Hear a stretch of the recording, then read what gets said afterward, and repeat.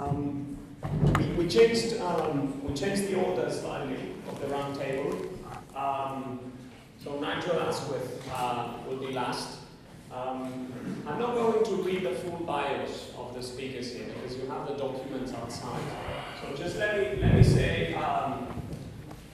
just who they are very briefly, but if you want to read the whole bio, it's printed out outside. The first speaker is Ms. Chen. She works as the director of the Resources Economic Research Division of China's National Forestry Economics and Development Research Center that works very closely or is part of the State Forestry Administration. Ms. Chen is in charge of the monitoring and evaluation of the largest program of payments for ecosystem services or reforestation in the world, which is the land conversion program in China. Our second speaker is going to be Michel Masozera. Michel has a PhD from the University of Vermont and is the current Rwanda country director for the Wildlife Conservation Society, and he manages day-to-day PES projects and conservation projects in Rwanda's national parks. We also have the honor to have Juan Manuel Torres-Rojo, who's a professor in economics at Esteve, which is one of the main economics research centers in Mexico. And most importantly, the reason why he's in this roundtable is because he is the former director of the National Forestry Commission in Mexico. So I think he has lots of things to say about how policy is implemented and how evaluation and monitoring is Main Street. And finally, Nigel Asquith, fellow in Harvard, and very importantly, the director of Fundación Natura Bolivia, and as we saw yesterday, he's setting up watershed conservation projects in Bolivia and across other Latin American countries. So each of them will talk for 5 minutes, provide their own thoughts about the workshop aims and their own experience, and then we'll open the floor for questions and discussion. Thank you. Okay, good morning.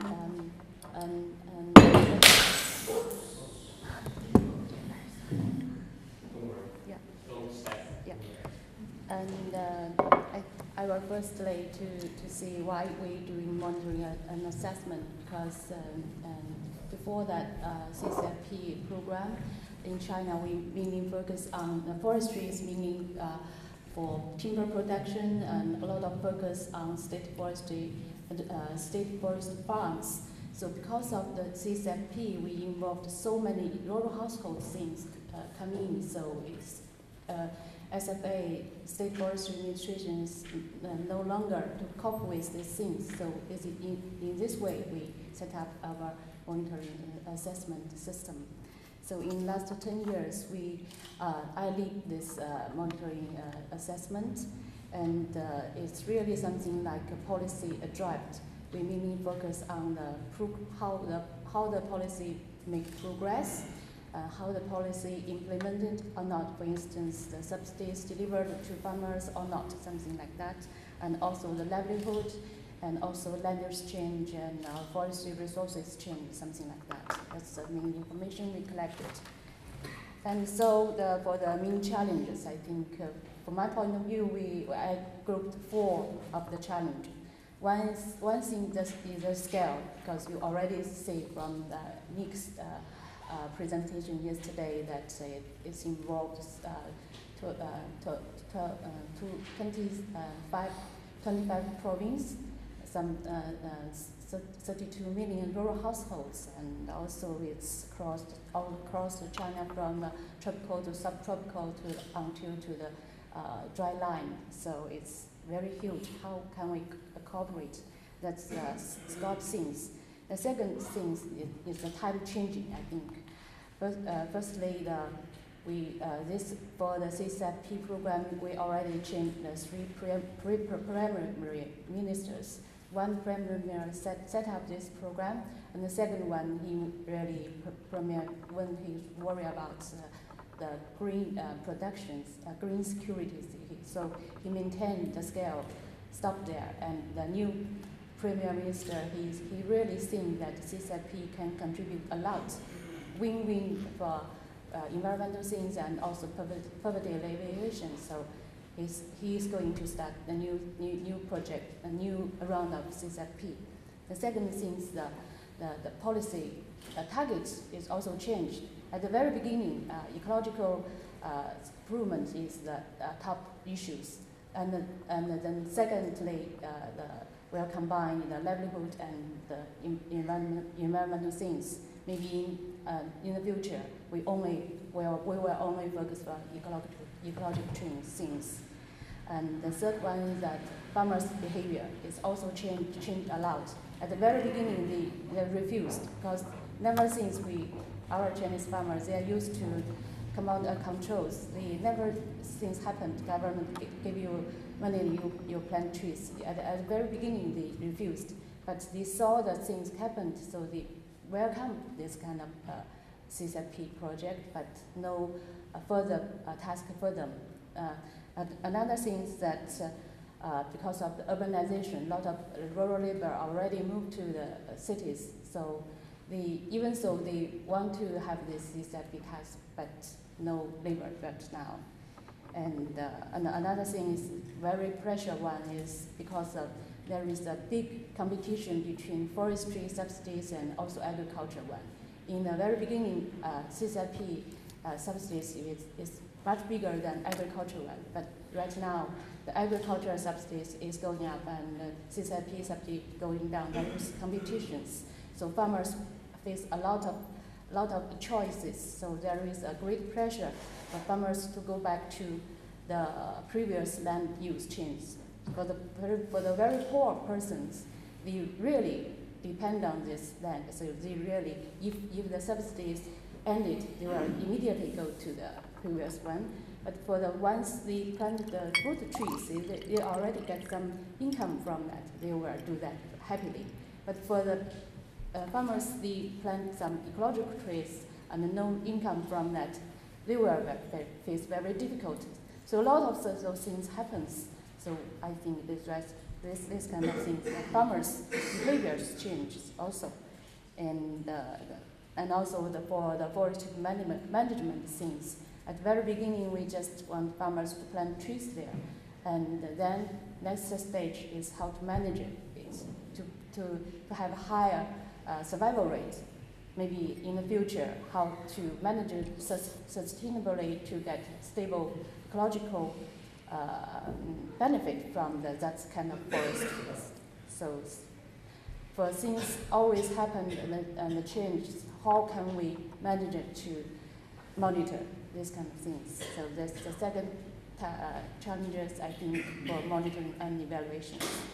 And the third thing is that policy demand from policy. Part of this that we policymakers is really concerned about how to implement their policy, fully or not. And the second thing is that the target realized or not, ecological, livelihood, poverty alleviation, and the rural economic structure change or not. That's something, yeah, this is things what they really concerned about. And also, someone talked about the management of CSFP is we are used to command and control. In this way is very effective in short period of time because so large scales. But maybe for longer time, we want farmers to better to manage the forestries. Maybe some sustainable or market-based ways were used. For our new government, they really already make decision. Maybe you already know the market should be the decision. Will play a decisive role in the future resources allocation, something like that. So it always happens. So that's the third challenge for us. And the fourth one, the methodology. Because when 10 years ago we set up our monitoring network, we completely blank. We don't have no idea what's the methodology. We just draw something from World Bank and also some materials from Statistics Bureau. They have a very large scale rural household. survey things, so we don't have control group. And also, our sampling is not too strict, and maybe lack of some representatives. And also, because of the urbanization, our household sample is going down right now. And also our numerators, mostly they are forester officials and CSFP officials. And some of them were very high levels, so we can have a collect good data, but some of not. So those kind of things happens. And so in summary, our system is self-supported and self-established. A lot of maybe lack of solid methodologies, but we can quickly respond to government requirements. For instance, just a couple of days, the Ministry of Finance, they are going to launch another round of CSFP program. So the key issue since is the green security. So they come to us to see what's your monitoring results. From our results is that at the very beginning of the year, the green production goes down, but right now it's almost recovered right now. So those kind of things. And for yeah, okay, yeah. So just pictures this, yeah. Maybe you don't like this is average one, yeah, for the income and land use, and also crop damage cost, and that's the green production. The upper ones, the county level one, and the level one is the household one. And this is things we are going to do with CIFOR next step, using the remote sensing things, and that's county and village level, and also we can, so in this way we can locate the parcel, household-based carbon sinks, and also our cross-check with our data collected from households, something like that. Yeah, thank you very much. Thank you.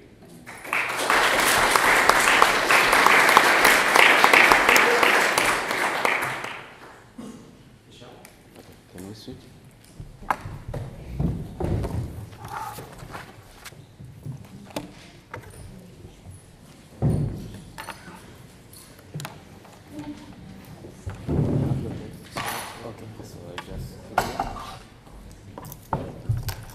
So thank you, Esteve.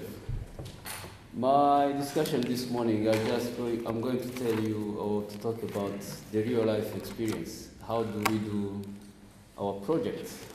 How do we implement our project and the challenges we are facing in implementing this project in relation to monitoring and evaluation?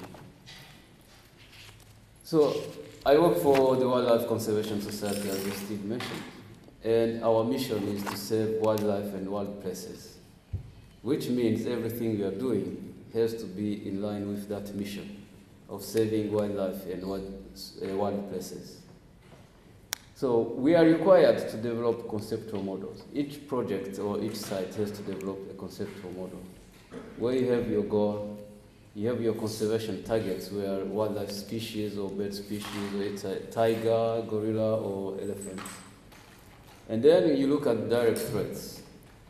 And you look also at contributing factors, which are indirect threats. And then you think about different interventions. So for the case of Nyungwe National Park, where we work, Rwanda is a country with high population density. We have between 300 to 400 or 500 people per square kilometer. So, looking at the key threats to key species, when you start implementing your project, there are so many interventions. Ideally, you start with your goal, your conservation targets, but as you move on, you have to look back at your conceptual model. what you are looking for is to look for donors to support your intervention, your activities. And at the end of the day, you end up starting to implement or several interventions. You have beekeeping, you have social infrastructure, you have support cooperatives, you have livestock, you have improved cooking stoves. And at the end of the day, you start asking yourself, how do I know I'm achieving my goals? And the more you deal with many donors, the more you have to, they're asking you to show the results. And what you monitor key indicators in your project implementation. So we had to look at, we don't take a big picture when we are implementing our project. A donor like USAID, when they give you money, the first quarter they ask you, give me the success story. And the success story, if you are working on improved cooking stoves, the success story is I distributed 100 cooking stoves. But I don't say how many people within those households are using the cooking stoves. So you give them the pictures, you tell them the number of people who have acquired the cooking stoves, but are improving cooking stoves, reducing pressure to the park. Or are people who received cooking stoves using them in reality? We don't know. But again, given the pressure you get from donors, and when you are dealing with your grant is ending, you have to look for another grant to keep your staff. So you don't have that time to look back, say, is it the law enforcement that's making an impact?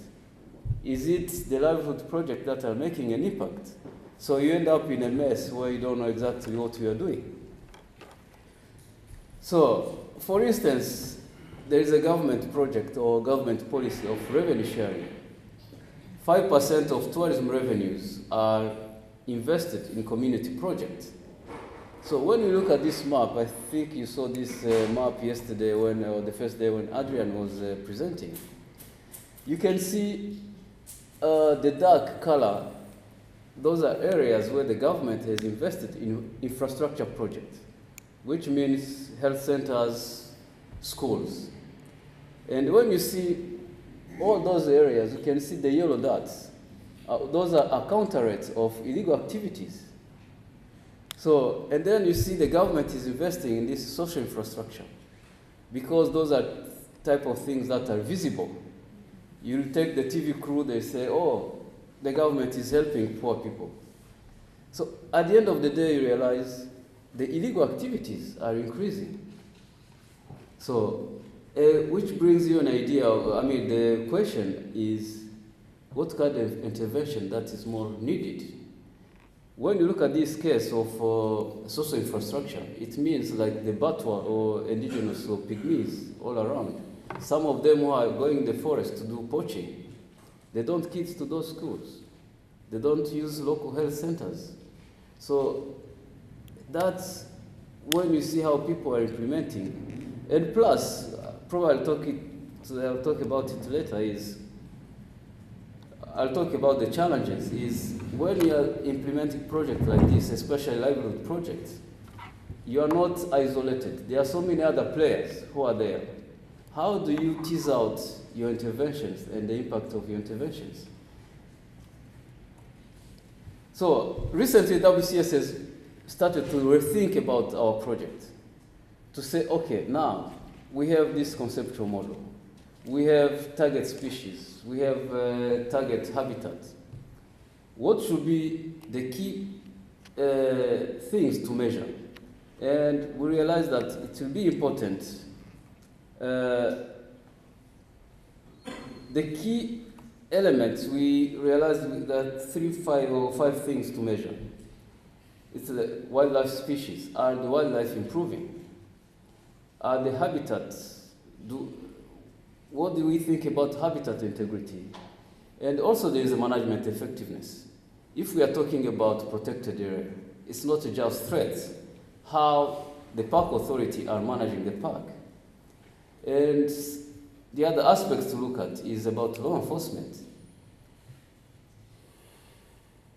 is the park well managed? Is people being prosecuted as needed? So those are key elements of protected area management.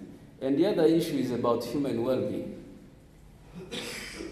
I should confess that many conservation organizations, when they do this, implement activities or interventions related to livelihood, I think many of them tend to, it's like public relations. When you see the scale of the issues, or the scale of poverty, and the scale of the amount of money invested in those poverty alleviation projects, the money is very minimal. Which brings the issue is how can we have an integrated plan so that we monitor, I mean, if we have to evaluate issues related to poverty and linked to conservation, how do we take into account other players who are at the site? And another challenge is there are some sites where you have many players. People who have been in DRC, they know the history of bonobos. Those sites, they have players who are fighting each other. And when you are trying to evaluate the impact of the interventions, it will be very hard to see how they contributed to the protection of those species and livelihood of local communities. So basically, and the major challenge, the fundamental issue we have to look at is we don't have time to look at the baseline when we are designing a project. And the second challenge is donors who are looking for indicators during the implementation. And third is the time and the skills at local level to do the impact evaluation. That's why a meeting like this is very important, where we can have a partnership between conservation organizations and people in academia. Thank you.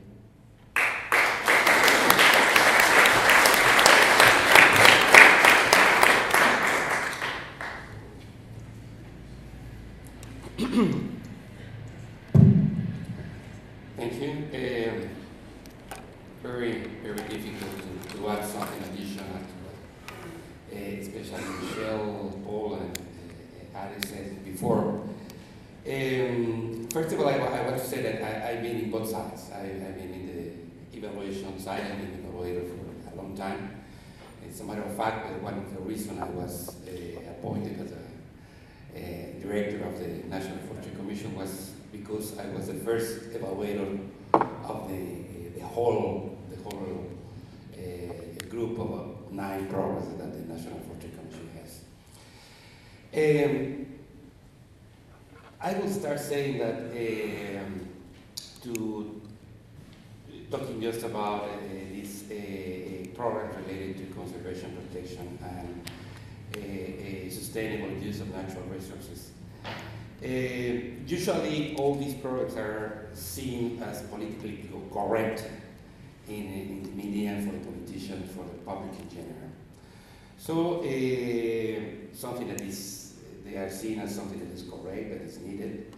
And sometimes it's very difficult for an evaluator to say that something is wrong, especially if those programs are more or less well designed, if they are designed with the participation of many people, if they are transparent in the use of resources, monetary resources, and especially if they have a lot of political support. But that doesn't mean that they could be wrong. They usually, sometimes they go wrong. What I want to say is that under this scenario, you usually have good programs, bad programs. But in these two groups, you usually have good and bad implementation of those programs. And sometimes that's the main difference of, that's the main driving force to get good or bad results. The process of implementation of the program, as Michel just described it, it's very general.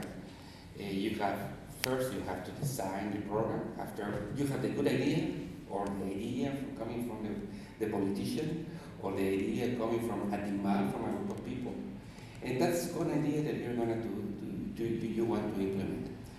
With that idea, you have to run a program as an operator, and you have to start with the design of the instrument. And you want to define the right area or the right population to be targeted. You want to deal with this heterogeneity that you have in the population that you are going to apply. In fact, I believe that some of the problems that we have to evaluate the heterogeneity that you usually see in the evaluation programs is basically a design problem at the beginning, in many of the times. You are constrained with to achieve some political or some equity requirements. For instance, in Mexico, every peso that you use for a subsidy program has to have in mind that the first in gain and obtain that peso are the poorest, just because it's public money. You have to be equitable in distribution or assigning of this money. That means that equity is above efficiency in handling some of these programs as a part of the construction of the program. And you also have to deal with some irrationalities in the behavior of the beneficiaries. It's also a huge problem you have to deal with. After you design a program, you have to deal with the implementation of that program.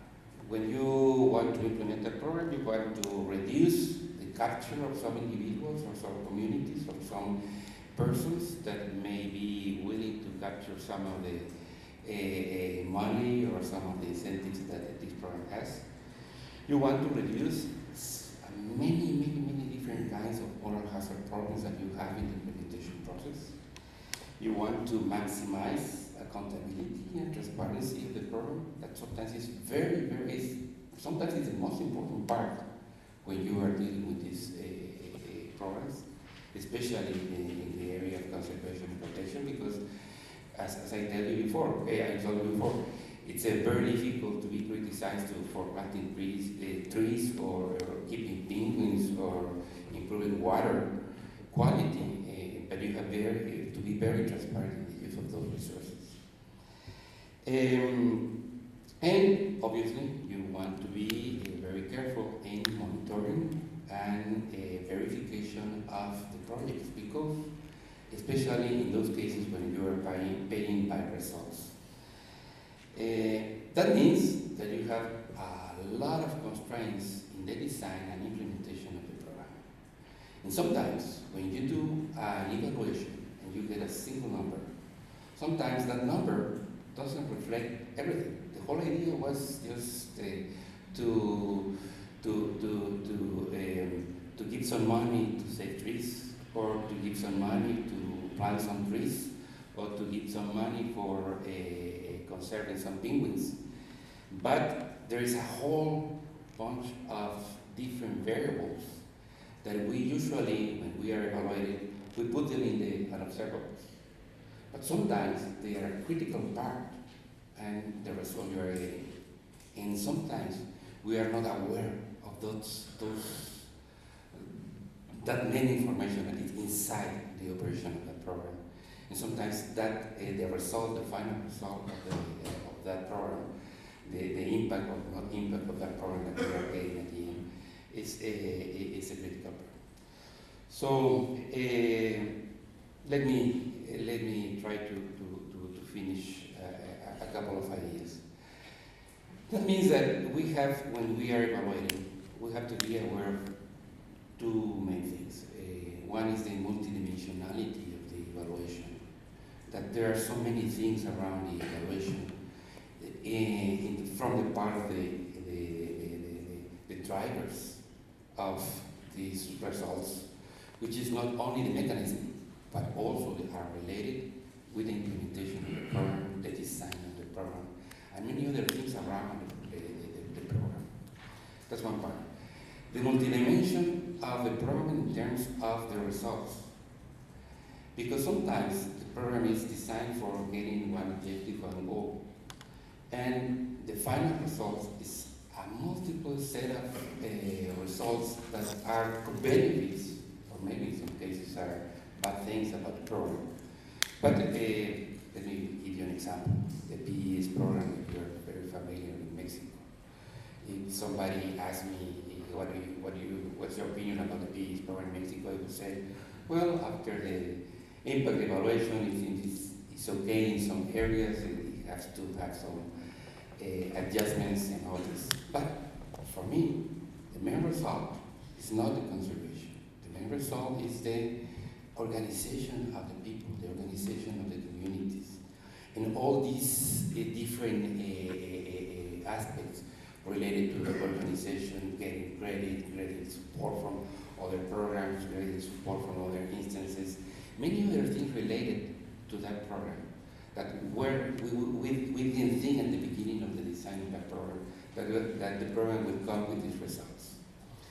So we have to keep in mind this multidimensionality in both parts. And the second part is that you usually do an impact program, an impact evaluation after the program has been running for many years.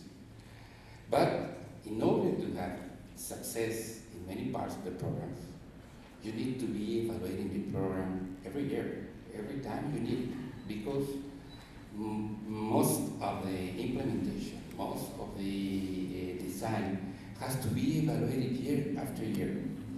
And you cannot do an impact evaluation for that. But critical variables are very important to redesign the implementation of the program, to correct some of the problems. And I think that's perhaps one of the most important parts of the evaluation.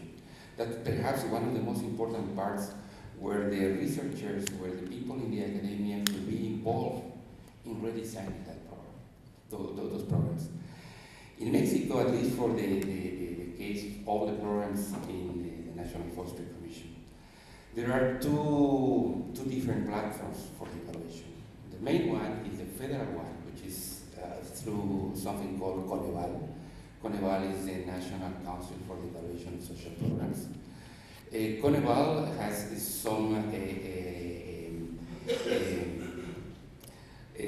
some guidelines to evaluate programs in different instances, to evaluate the performance of the program at the very first 2 years, the administration of the program, if you have a target population or not, many things. And at the end, they have the impact evaluation.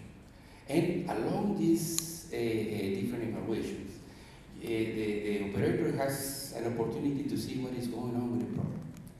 In addition, each one of the program has to do by law a single evaluation made by a third person or institution.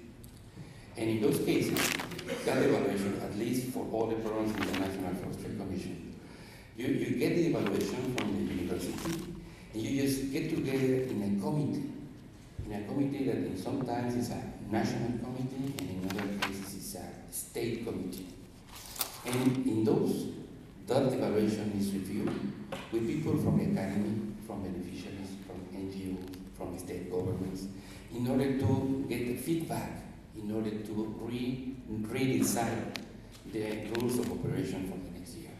And I think that the dynamic helps a lot in improving the programs. Obviously, it's not good for the impact evaluation, because at the end, you have a program that is very difficult to evaluate, but at the end also, you improve the performance of the program. Thank you.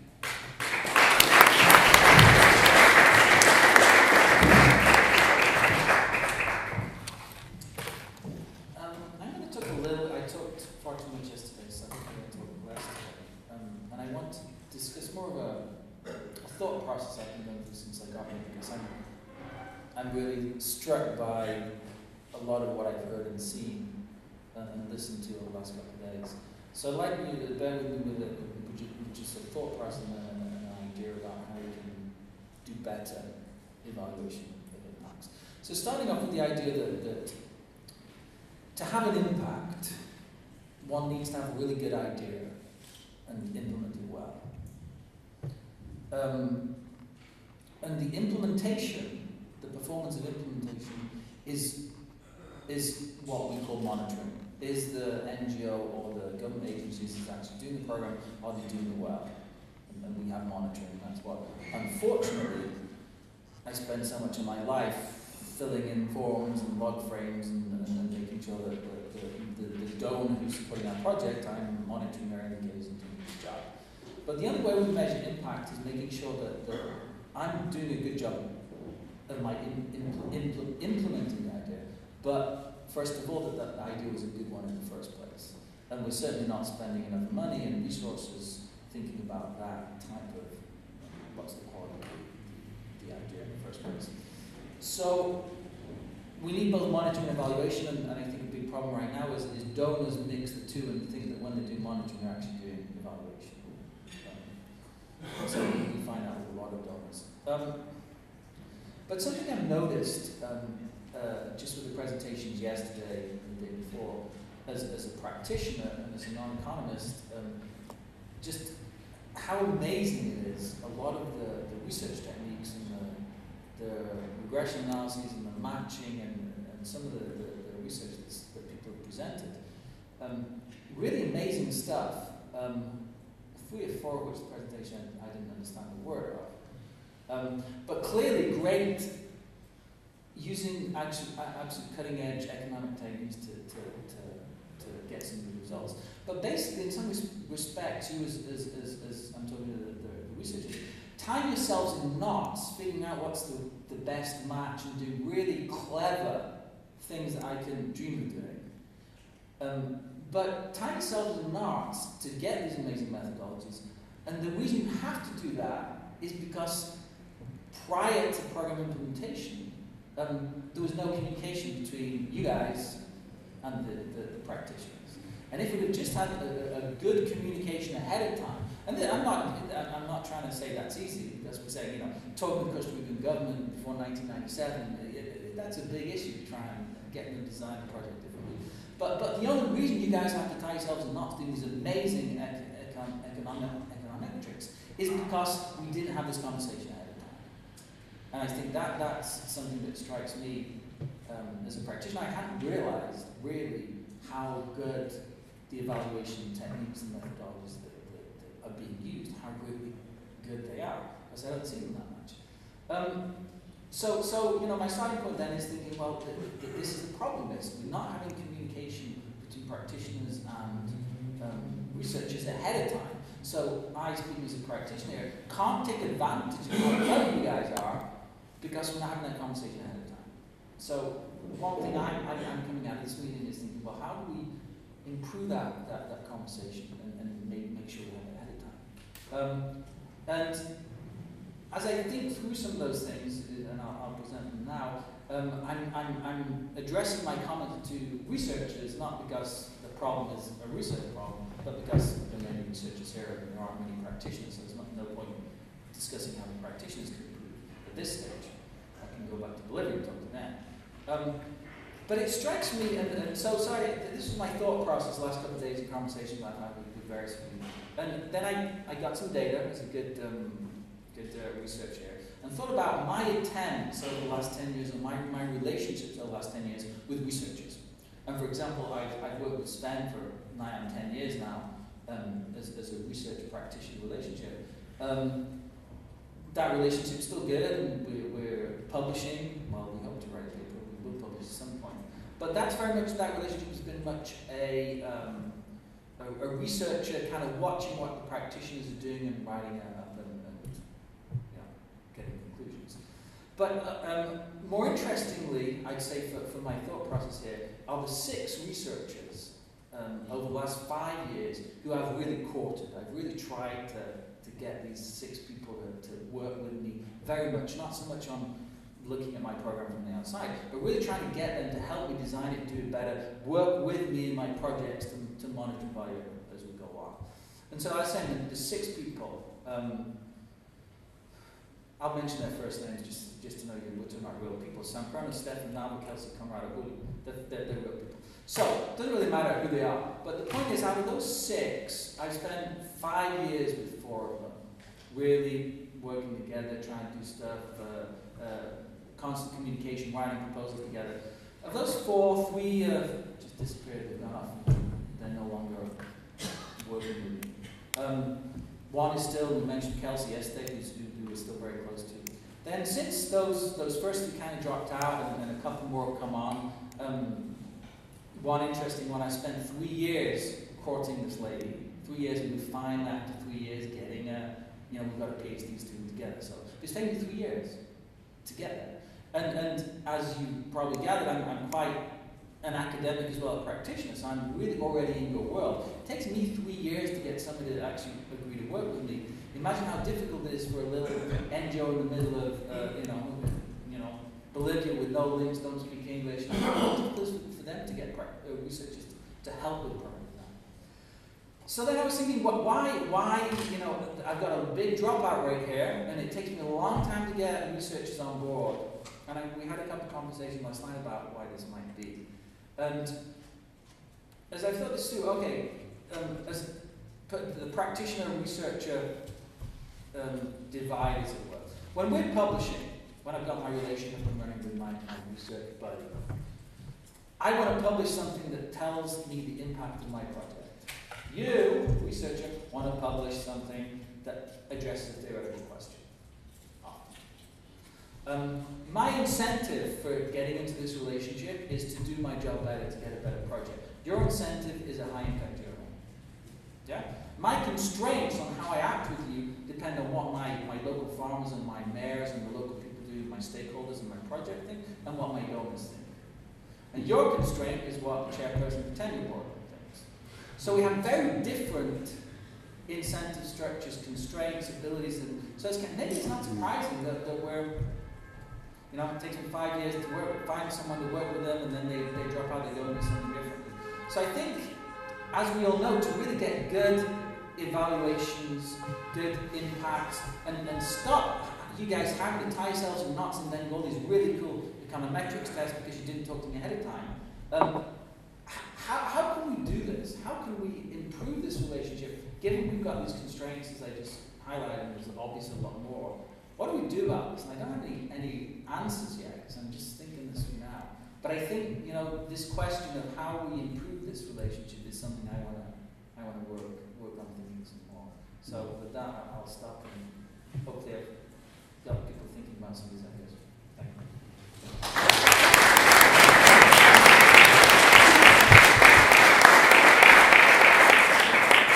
Thank you very much to all the speakers. I really like Nigel coming last because he kind of thought some provocative questions. The first day when we started, Jan and I said that one outcome that we owe to the funders of this workshop is this declaration that we can put together, sort of a summary of what we've achieved these 3 days.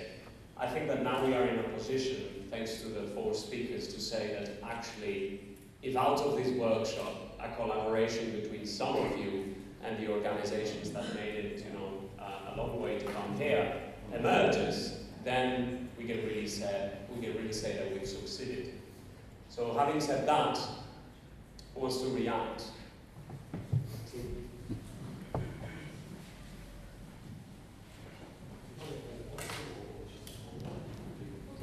Hi, I'm Bettina. Just 2 issues. One question to Xi and Yuan.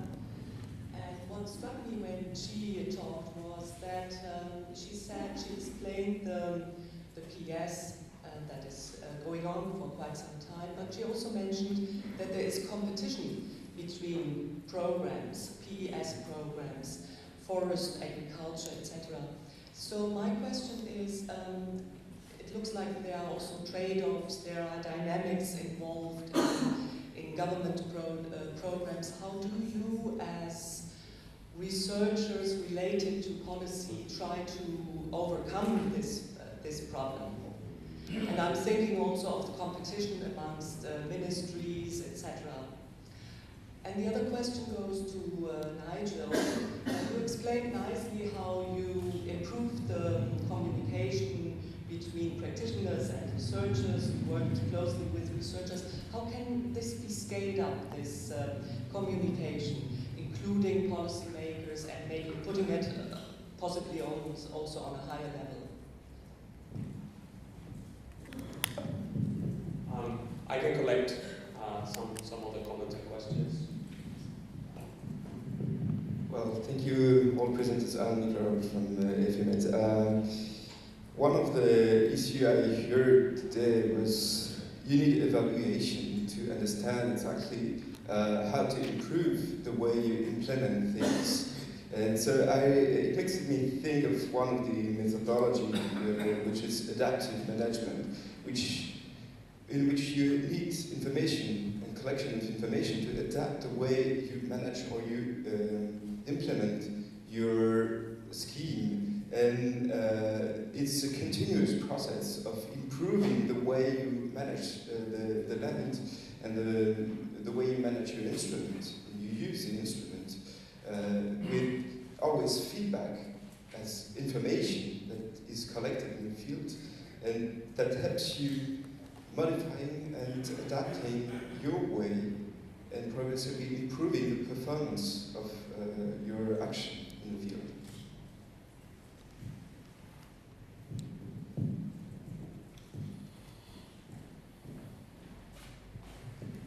Thank you, Esteve. I have a comment and a question. The comment is that, well, I think you have raised the question of the policy cycle, the adaptive management of policy implementation that we haven't been discussing these 2 last days. And I think it's really important, and it implies the fact that once you do design, you do implementation, you do evaluation, and then you need like a feedback loop somehow, and you need like a civil society strategy, vision, mechanism for integrating all these parts. And I think this idea of adaptive management is something that is going maybe to emerge, and is also a research question, but it's also an implementation priority. So something that we need to look at, and maybe what Nigel was commenting is something that is around this idea. So this was the comment. I think the adaptive management and the policy cycle, how we do implement them. And I know a lot of researchers that are close by to this. With Esteve, I've been discussing sometimes like, no, we have to do the best research, and then somebody magically has to pick it up and do the best with it. I don't agree. So, no, we have a civil society role, but how we get into. So my question is, why do you think policymakers are eager to evaluate what they do? Are they driven by political struggle, or they just want to get down the party that was before? Are they driven by economic constraints, or are they really concerned about like a civil society responsibility of adapting their management? Thank you. Nigel, I appreciate you made that comment today, but I can tell you that on the researcher side, there's also quite some degree of frustration with some of the implementers who we are running after to ask them, can we help you evaluating? It doesn't work out. Yeah? I think one of the reasons why this happened so much in the past is that there was no impact evaluation culture in our business until very recently. And I remember talking to Virgilio Viana, the boss of the Amazon Foundation, that's implementing policy for us like 4 years ago. Sven and I were invited with a bunch of other researchers to go on a boat and talk about the planning of the project. And this idea of, hey, you could roll out that thing in a randomized manner. And there were really high-level people on that boat. No one came up with that idea. You know, we're talking about how do you model the baseline and then compare after 4 years what happened given your predicted baseline. But no one had the idea, let's do a baseline survey and then randomize the whole thing. And, you know, so it's something that started very recently, and also donors aren't really asking implementers to do something like that. Whereas in the development sector, and if you roll out a big project, you have to have some impact evaluation component in there, and it better be randomized, or at least possible to have some counterfactual, some credible counterfactual. So I think that's also something, how we could do it is something we want to discuss in the afternoon. But I also wanted to pose the question to all of you, Because I think there's a big difference between an NGO implementing and the government implementing. And we have two people who know the government implementation side and two people who know the NGO implementation side. And I just wanted to hear more from you, what in terms of rolling out, implementing these programs, what kind of barriers have you encountered when you, as an evaluator, with your evaluator hat on, said, I'd like to do it this way, but who came there and told you, no, we can't do it this way, we have to do it that way because we have to think about poverty, or we have to think about our voters, or we have to think about budget constraints, the money has to be spent now, it can't be spent next year. I'd like to hear a bit more about these things that you experience in your day-to-day work that limited your ability to do better evaluation, and to what extent these things could not be changed.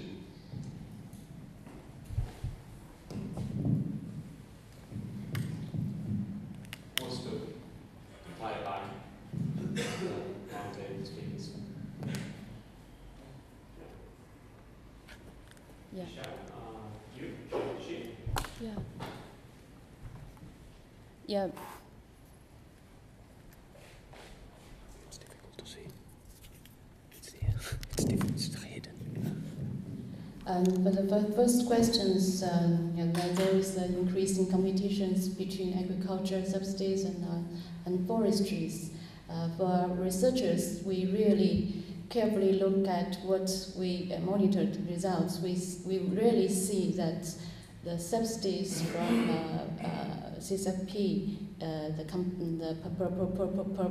proportion of the subsidies in the farmers' income goes down, and some of them really poor people, they really depend on the subsidies. They go into the more poor situations. So for the policy side, we are our results to the decision makers. Maybe in the next stage, you will focus your project on the poverty area and raise the level of the subsidies, something like that. And for the data collections and the informations, and we have a very big the data collection systems from the central government to province to county levels.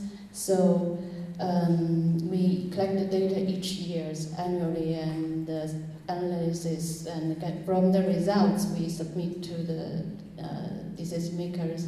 Some of our results has been accepted, and for instance, we use the survival rate as our results. So in the next year, the CCP management office, they also use these indicators for their management work, something like this.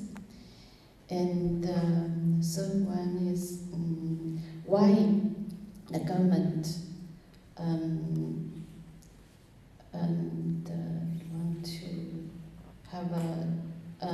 want to have a monitoring a system. In China, several things that for the policymakers, they really want to see what's the results of that, whether or not the observation from themselves are same with the researchers' ones, and also there is an increasing environmental concern about these things. So, from the outside of China and also the central government, they want to do these things. And for the last one, for the government side, what's the difficulties when we make our monitoring things is that we can find some problems, but the SFA people, they are not happy sometimes, but it's no problem. Actually, they already know this problem already, but we use our results to prove this kind of things. So they knows all the problem, but we test it and demonstrate it, that's no problem. And sometimes they rarely welcome different voices. Yeah, something. Maybe, yeah. So I'll start with your last question, the constraint to better evaluation. One is the notion that instead of spending my money to an evaluation, I'd rather put that into law enforcement. That can bring quick results. But that is changing because donors are asking us what's the impact of your training. But in recent past, people were looking at it, say, okay, I can spend this money better in doing other activities rather than doing evaluation. So, and my other colleague asked the question, why government are interested in this evaluation? If I look at the context, in the context of Rwanda, there is now what we call performance-based contract.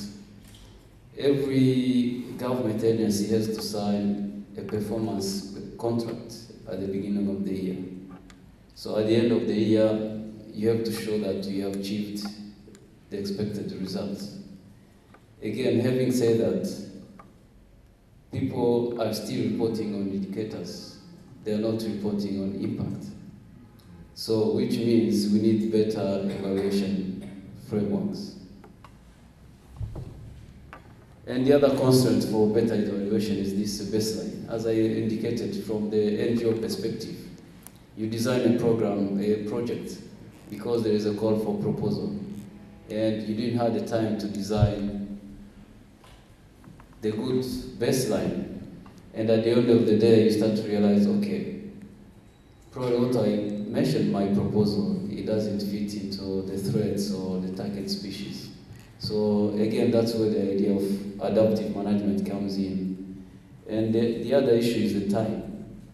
When you see the pressure we deal with on a daily basis for management of, you deal with crisis, elephant killings, or ivory trade, and then at the end of the day, who should do the evaluation? And then you see these consulting companies coming to do monitoring and evaluation. They're there for 2 weeks, and then they go back with 100 pages report.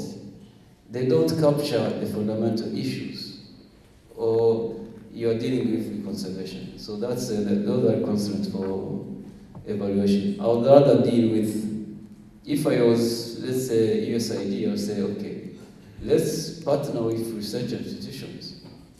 Because the money they give to consulting companies is a huge money. That can support even 5 PhD students. So that's the constraints for better evaluation. Thank you. Thank you. I am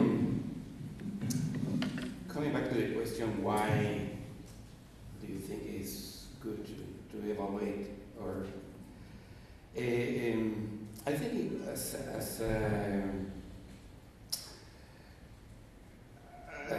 part of the government, at least in Mexico, there is a law enforcement for all the directors of different programs to do the evaluation. And because there is in the law, and you have to meet all of those requirements. So you have to collaborate with the evaluator. But in addition, this CONEVAL, this National Council for the Evaluation of Public Policy, belongs to the legislative part of the country. So the information goes directly to the Congress, and in the Congress they decide the budget for the next year for that program. So you have to collaborate a lot with the evaluator, otherwise you're going to get cut in your program. And for this, sometimes the evaluation doesn't need to be an impact evaluation. And let me give you an example, CONAFOR. We also have a program for, the CONAFOR has a program for subsidizing the establishment of commercial forest plantations, as the one in Chile. It's basically the same strategy. And this program started in 2006 with a budget around 700 to 800 million pesos. And the first term evaluation after 3 years, the program was very bad evaluated because they did spend the money, but the money didn't go to the goal, to the main purpose, which was the establishment of these commercial forest plantations. Did it have an impact? Of course not. We spent money, we not gonna afford to spend the money, but the money was there, but it was just sitting in the bank because the beneficiaries didn't use the money. But it came out with some additional information, very, very important information, like if you need to run the program, you need, for instance, to ensure that if you're going to have a good quality of seedlings around the areas where you're going to plant, you need to establish a secondary market for all these inputs that you need for the establishment of that. You need to ensure that you're going to have a good financial system for the rural areas to develop this special program, and all the things around this. That in all the areas where the most of the applications were coming for this program didn't have them available in the region. So the problem wasn't the design of the program. The problem was the environment where that program was trying to be fit, to fit. So that gave us a lot of information, and we could negotiate with the companies, well, allow us to use that money to develop all the other things that we need in order to push the program. Sometimes the evaluations, the partial evaluations, are very useful for doing this. Experience like this, I really have a lot coming not from impact evaluation. For instance, I will tell you the PES program, for instance. In 2009, we didn't wait for my dear friend Jennifer Alex to give us the information of the impact evaluation. In 2009, we already knew that 95% of the deforestation in Mexico was in the tropical areas. But that year we knew that we need a price discrimination in the amount of money we're given to the different ecosystems and the different regions. So we knew that we had to act in order to accommodate these variables, these simple variables, in order to get a better performance of the program. And that information, you can get it with this year-to-year information that you get from the simple general evaluation or the meetings that you have at the state level with all the actors related with the program. You get information from the academy, from areas, from regions, how is the program working. You get information from the NGOs, the different beneficiaries, the state governments, and you can use that information to have a good feedback and really accommodate the programs. I don't want to mean impact evaluation is not needed. It's very, very needed. Yeah. And it gives you really good information. But that information, I think, is very good and relevant when you want to replicate some of the projects. If you want a project and you want to replicate it in another area, it's very, very relevant. It's very relevant when you want to analyze is one of the mechanisms you are using for that program. Very, very, very relevant.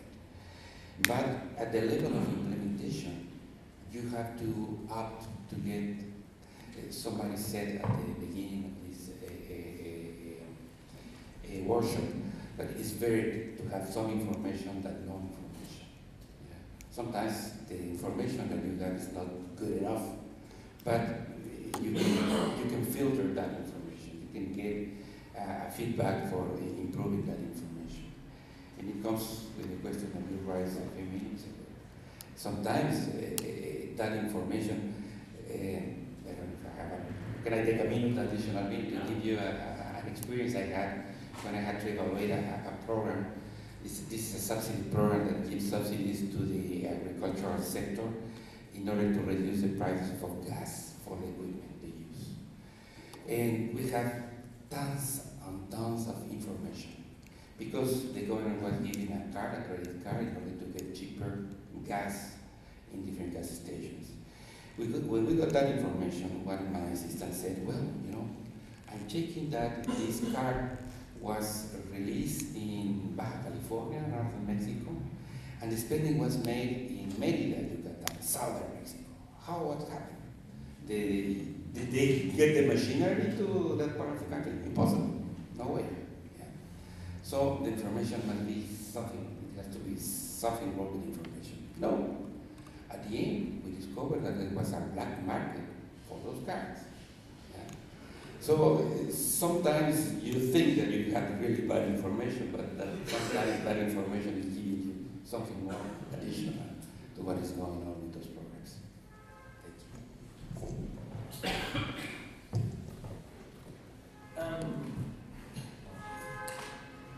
I think Bettina's first question about how I think we've solved the problem is communication. I don't even have a moment. Maybe I get more impression we haven't. And you know, to Jan's point, you know, I don't think it's a problem. I'm not saying it's a problem of research. It's our joint problem. And when there's a problem that we all share, I think it's probably easiest to blame someone who's probably not in the room. So let's do that. Donors. Donors, therefore. Seriously. Everyone responds to incentives. You guys respond to a call for proposal that says we want a research project. So you write a proposal and you get the money. And that donor says, aha, what we want is a research on the state of the art of payments and rental services in Latin America. I don't know how many state-of-the-art studies in payments and rental services I've read that have been, you know, research articles fine in peer-reviewed journals that maybe didn't have a particular funding to do it. But the Danish government funds one, the USAID funds one, DFID funds one, another part of DFID funds another one, Convalescència funds one. We've got 6 or 7 different state-of-the-arts, and they're all actually not that particularly good. But how much, I've argued, and I don't think I'm probably wrong about this, if you look at private payments watershed services schemes, more money's been spent on looking at them and doing state-of-the-art analysis about them than actually has been spent on actual payments. I bet you a lot of money that's true. The actual payments are probably minimal compared to, obviously, the national schemes is a serious amount of money going. But the real, what we could really look at PS, there's not that many of them, and they've all been studied to death. And just as another example, I've got some. The Finnish government just had a sustainable forestry program, call for proposals. They only allowed proposals on pilot studies, or pilot projects. And it strikes me that after 10, 20, 30 years of trying to do sustainable forest management, why are we still doing pilot projects? You know, I'm kind of tired of pilots. How many pilots do we need before we actually do something useful? And maybe one reason is that we actually don't have the evidence to actually say whether all the last generation pilots worked or not. We still have no idea, so we're still doing these pilots. And so everyone responds to incentives, and my incentive as an implementer is to monitor indicators. I asked, how many water funds would you create? 4 or 6, or whatever you want us to do. Impact, outcome, it can't be measured over 3 years of a project, so the donor has no interest whatsoever in measuring it. And I think we as a community need to try and figure out how we can get donors to think longer term, and we think longer term, and design our interventions and our research around those longer term ideas. I think also we fail as a practitioner community often to have rigorous theories of change. We talked about this a couple of times, in which we make it very clear where our indicators and milestones fit in that theory of change, and where our particular project fits in the timeline of the theory of change. And so a donor can see where our indicators that we're going to monitor fit in the whole thing. There's just assumption that if in the 3 years of the project we create a water fund, then 10 years from now we'll have X number of hectares under conservation. I don't think we do a good job of developing theories of change. But again, if the donors don't ask me for it, why would I bother? So,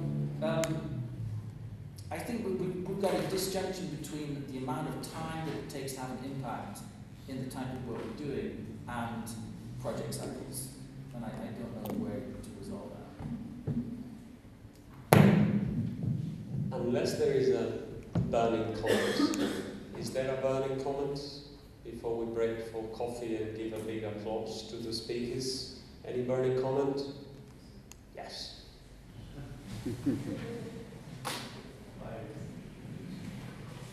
Hello, Vanessa here. Not really a burning comment, but just a thought about bridging the gap between research and practitioners. I've been in the business of implementers as well, working with the National Protected Areas and GISAT in Bolivia, and now in the research business. So from my perspective, I've been involved in several really big-scale projects in Latin America with big research institutions, and I really see this worry that Nigel says, that the objectives are very different, and I see this very critical. I see frustration from both sides, that people in the research side come with really interesting methods, really cool stuff that you want to publish in high-impact journals, and that's great, but on the other hand, implementers and people living there, they get these journals, but they don't really understand what is there. It's not in the local language, and they don't get so many benefits from there. So I see the language barrier, and I think it's more a call of a commitment, because from donors it's not expected.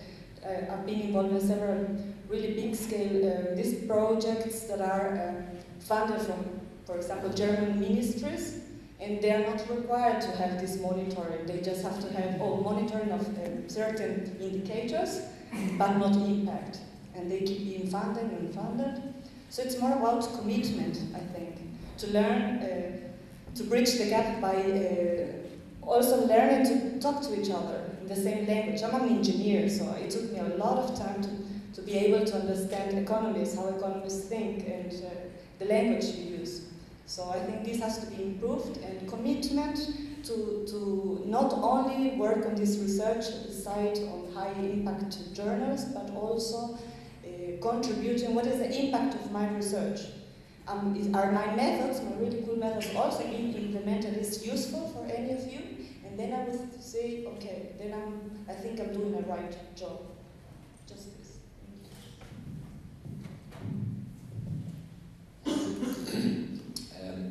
Sorry, my voice is bad, but the content is better. The basic question is, do the project proponents want impact assessments? Do they want independent work? And the answer is quite often no. Why? Because it has the risk of coming up with a negative, that this project did not work. In my experience, many interactions with spies by being a larger sample of Norwegians, but they want two things. They want success stories that they can use for getting more funding or showing the public. NORAD is running a huge PR campaign in the high schools of Norway, in the public, with advertisements if you go to a movie, how successful Norwegian development aid has been. It makes me a little bit nausea when I go to the movies and see that, I have to say. Pritchett, he wrote a nice chapter in a book called It Pays to be Ignorant, and pilot and persuade is quite often the best strategy for them. Know what they want success stories, and they want something else. They want practical good suggestions how to improve, and that I think we as researchers can help on that part, not just come up, did it work or not, but really also design the impact evaluation such that it can provide good suggestions on how to improve it. But really the main message, I think this morning, my saying is that the incentives and the interest is often not there, in my experience, for really an independent, which of course carries the risk of saying that this project was not that successful. I you're absolutely right. I agree with that. But just one slight pushback or a different question. Have you guys done research and researched a lot of different countries and different people? Can people raise their hands if they went back to the village where they've researched and presented the results to the person they've researched? At least once. At least once? That's pretty good. That's amazing. I'm impressed. Congratulations. Hi, so I work at WWF. My name is Colby, and so I'm most closely related to the what Michel and Nigel spoke, and I just want to echo that they spoke the truth. What they said is exactly right, and because we see it all the time, WWF, in our projects. But also was just reflecting on the comments of Paul earlier that so education and health foundations, governments, they give out money, and he says there's an expectation for them to have a robust impact evaluation component. So why is it that conservation governments and NGOs don't do that? I mean, and so is there a learning opportunity to change that dynamic? That, because certainly it's either rich donor NGOs, rich donor foundations, having the same expectation. It's just in a different field. But for some reason, one field cracked this nut, and the field we happen to be in has not. But there must be some way of moving forward from that learning. And I'm looking at Paul, and Paul's looking at me because he clearly wants to say something. But I don't know. But it just seems that there must be some things that we could maybe learn from and try to take from that.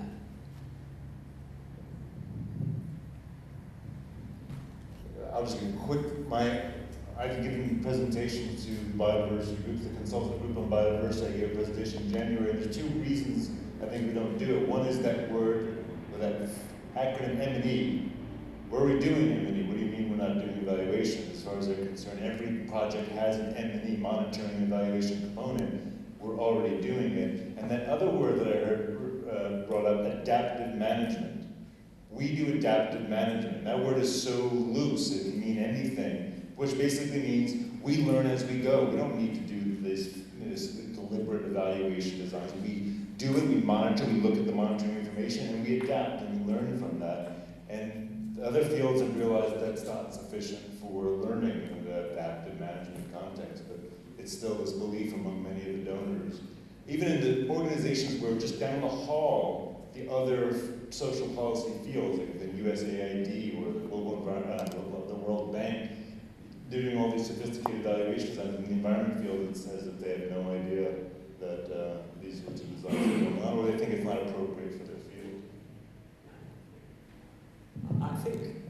I think that again, I mean, we are all people, and I think we cannot generalize. I mean, I'm a young researcher, but I've had relationships so far with 3 NGOs in my research work, and actually the willingness to cooperate with me, the willingness to share sensitive data like transaction costs in the project and so on, I found very different responses. I mean, so basically at the end, we are all people, and I think we find all types of organizations, and actually how we could do it or how we could improve it. I was thinking of an idea, but yeah, again, I mean, we go back to incentives and time and so on, but I don't know if there exists in any of these other organizations that their aim is to do impact evaluation. Maybe Philip can say something about it later, but is there a platform, an internet platform which is multilingual, where, for instance, both NGOs and researchers can actually say, well, this is what I would like to do, this is the data I have, can anybody help me out there? And we can find a platform where people can get together. Just for the comment you said, there are many local NGOs that are willing to incorporate research, but they don't know how to do it, and vice versa. A lot of researchers out there want to do their PhDs that are useful, that are interesting to the organizations, interesting to the local people, but still they don't know how to get the links, and they often come to you as a supervisor and they say, can you tell me where I can be helpful? And you say, well, I have these 3 NGOs I've collaborated with. If you go to one, they're going to lock the door to you because they don't like me either. And if you go to this other one, then they are great, and this other one is so-so, right? So.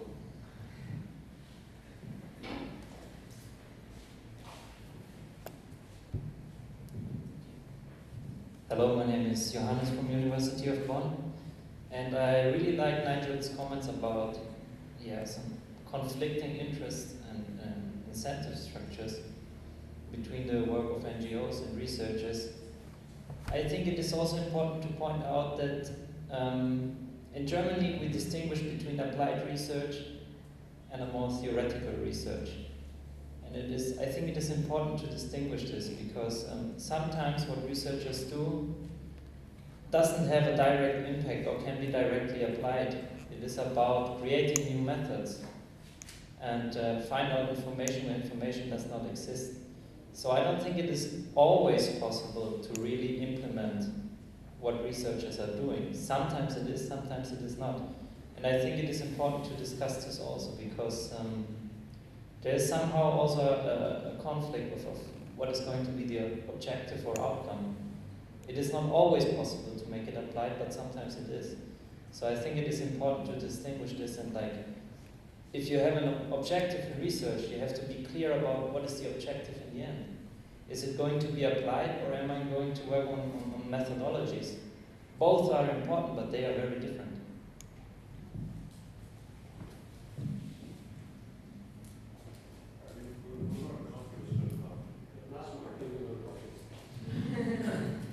It's one that there's this issue, I think Michel brought up the problem, he's got all these different components to the project. And that's often a big problem is you go to these conservation initiatives and they have 10, 12, 15 different components. And then the other issue that are really brought up is people don't want to know the impact. And I've been trying to get practitioners to do evaluations for a long time. I wrote my first RCT proposal on PS over 10 years ago and still have not gotten it funded.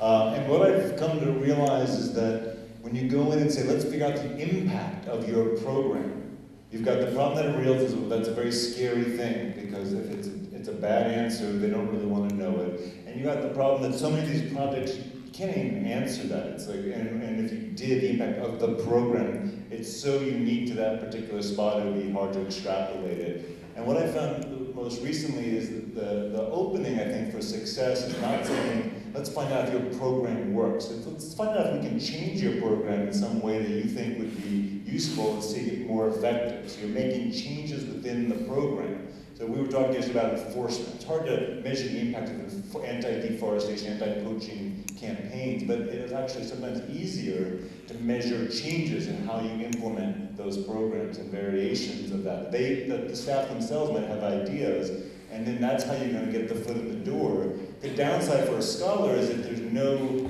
difference in the old program versus the new variant. You're not sure if they're both equally ineffective or equally effective.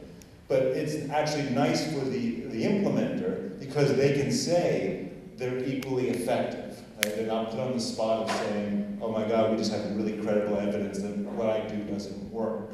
So it gives them a safe area. It's often more relevant to the project. So in Michel's component, you wouldn't say what's the impact of his program, but you might say there's a particular component, whether it's enforcement or it's the cook stoves. We can look at those particular components and see if they're contributing something or not, or variations on the way you do enforcement. Those are often easier things to do than this idea, let's find out if your program works or not. That just hasn't been a very strong component. And you look at a lot of things that, like JPAL has done, often it's not the impacts of the program, it's variations, ways to deliver the program more effectively that people have been much more successful at partnering with practitioners about. I think the research community might benefit from that sort of approach.